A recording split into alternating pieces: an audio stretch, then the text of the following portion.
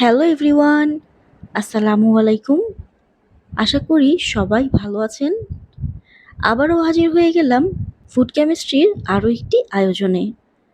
আজকে তৈরি করতে যাচ্ছি সুস্বাদু আফগানি কাবুলি পোলাও। খুবই কম মশলায় তৈরি করা এই কাবুলি পোলাও কিন্তু খেতে অসম্ভব রকমের মজার হয়। ঘরেই কিভাবে সুস্বাদু আফগানিস্তানের এই কাবুলি পোলাওটি রান্না করে নিতে পারবেন সেটি আজকে আপনাদের সাথে শেয়ার করব। আশা করি আমার আজকের ভিডিওটি আপনাদের কাছে ভালো লাগবে। চলুন তাহলে রেসিপিটি দেখে নেওয়া যাক। আফগানি কাবুলি পোলাও রান্না করার জন্য প্রথমেই একটি পাত্রে নিয়ে নিচ্ছি 2.5 কাপ পরিমাণ বাসমতি চাল।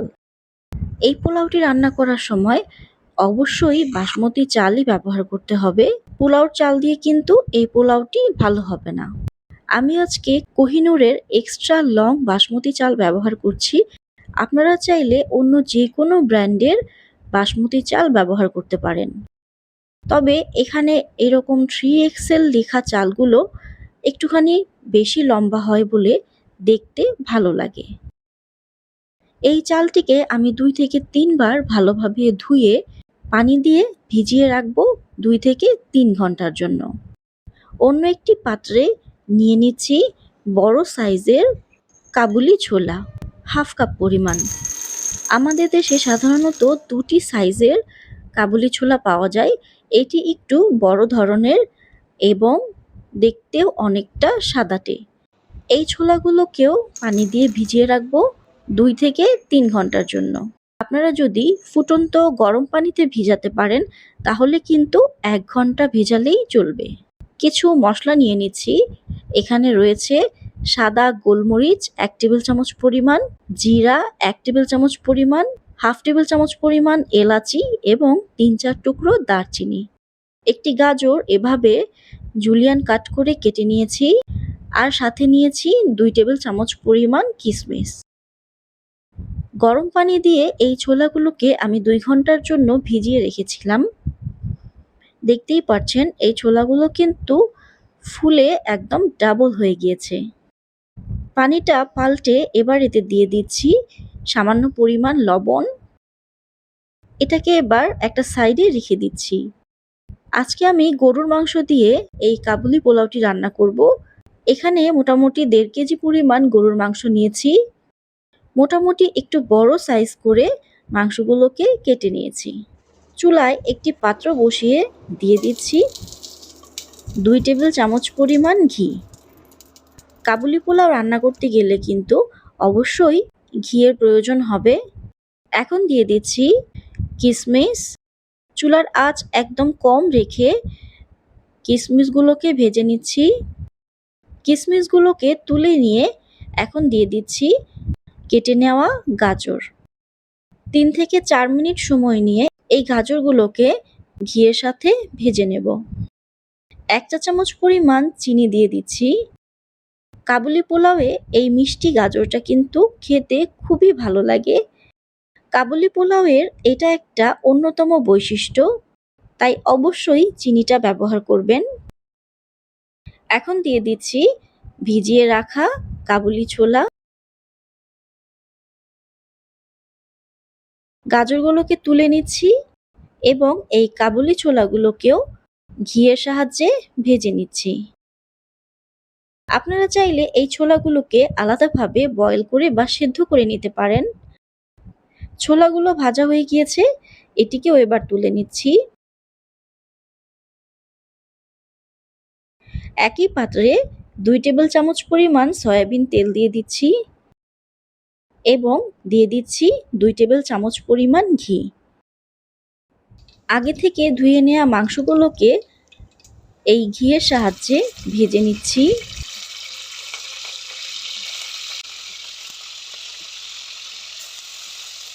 আফগানি এই কাবুলি পোলাও রান্নার ক্ষেত্রে কিন্তু অবশ্যই ঘি ব্যবহার করতে হবে।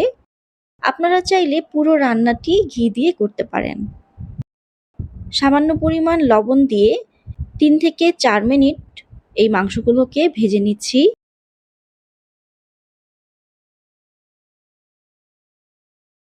এখন দিয়ে দিচ্ছি 1/2 কাপ পরিমাণ পেঁয়াজ কুচি।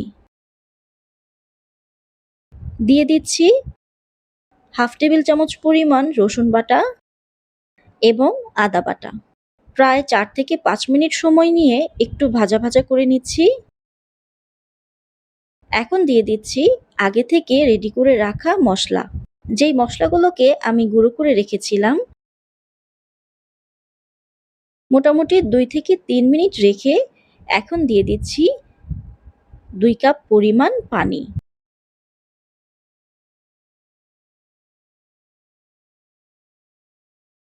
প্রেসার কুকারটি লক করে দিচ্ছি। এটাকে এবার রান্না করে নেব ১০ মিনিটের জন্য।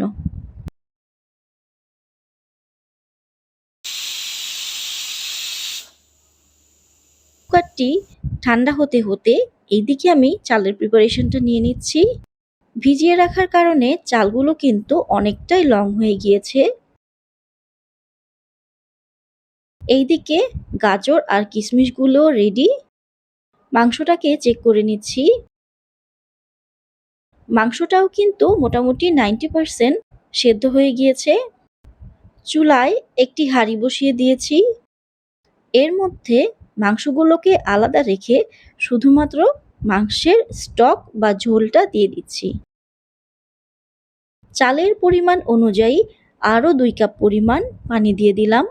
আমি যেহেতু ২.৫ কাপ পরিমাণ ডাল ব্যবহার করেছি, সেই অনুযায়ী ৫ কাপ পরিমাণ পানি ব্যবহার করব। এখন দিয়ে দিচ্ছি আগে থেকে ভেজে রাখা কাবুলি ছোলা। দিয়ে দিচ্ছি ২ চা চামচ পরিমাণ গুঁড়া দুধ।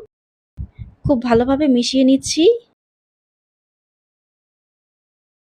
এখন দিয়ে দিচ্ছি আগে থেকে ঝরিয়ে রাখা বাসমতি চাল। লবণটা চেক করে ১ চা চামচ পরিমাণ লবণ দিয়ে দিচ্ছি।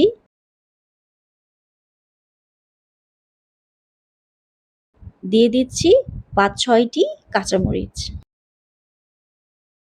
সবকিছু খুব ভালোভাবে মিশিয়ে নিচ্ছি। অপেক্ষা করছি পানিটা ফুটে আসার আগ পর্যন্ত। চুলায় দেওয়ার পর এই চালটাকে কিন্তু খুব বেশি নাড়াচাড়া করা যাবে না, এতে করে চালগুলো ভেঙে যেতে পারে। পানিটা মোটামুটি টেনে এসেছে। এখন দিয়ে দিচ্ছি আগে থেকে রান্না করে নেওয়া মাংস। ঢাকনা দিয়ে ঢেকে দিচ্ছি। চুলার আঁচ একদম লো করে দিয়ে অপেক্ষা করব ১৫ থেকে ২০ মিনিটের জন্য।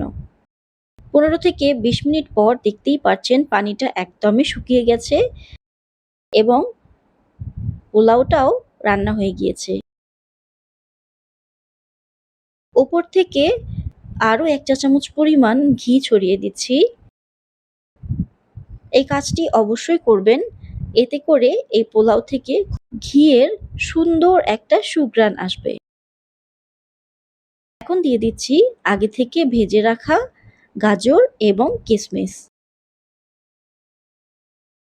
আমার রান্না মোটামুটি শেষ। ঢাকনা দিয়ে ঢেকে অপেক্ষা করছি আরও ৫ মিনিট। ৫ মিনিট পর এটিকে আমি সার্ভ করে নেব। তৈরি হয়ে গেল আফগানিস্তানের জনপ্রিয় খাবার কাবুলি পোলাও। দেখতেই পাচ্ছেন কাবুলি পোলাওটি কতটা ঝরঝরে হয়েছে। এটা দেখতে যতটা সুন্দর, খেতেও কিন্তু ততটাই মজার ছিল। বাসায় অবশ্যই ট্রাই করবেন। আজকের ভিডিওটি ভালো লাগলে একটা লাইক দিয়ে কমেন্ট করে জানাবেন। আমার চ্যানেলে নতুন হয়ে থাকলে অবশ্যই চ্যানেলটিকে সাবস্ক্রাইব করবেন। সবাই ভালো থাকবেন। আল্লাহ হাফেজ।